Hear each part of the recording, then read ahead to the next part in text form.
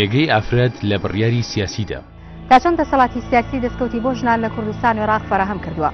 لە هەرێمی کوردستان و عێراقدا ژینگەیەکی سیاسی و هاتۆتە ئارا کە ژنان لە نێو سەرکردایەتی حکومەت و پارتە سیاسەکاندا بوونێکی کارتۆنیان نەبێت و هاوشێوەی پیاوان بەشدار بن لە بڕیاردانی سیاسیە. لە سەرۆکایەتی هەرێم ژن پەراوێز خراوە.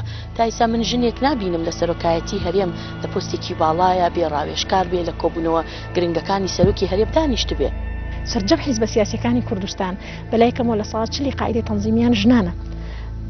تەمسیلکردنی ئەمە نوێنەرایەتنیکردنی ئەمە لە جملەکانی بڕیاردان و پلاندانان و سەرکردایەتیکردنی حزبیەکانە ئێبینین کەموکوتێکی زۆری پێوە دیارە. لەگەڵ ئەو پەڕی ڕێزم بۆ جێگری سەرۆکی پەرلەمان ئێستا کە پەرلەمانەوە ئاڵوگۆڕی تیا بوو تەوەقعمان نەکرد ئەم جارە جێگرەکە ژن بێ نەبوو بۆ.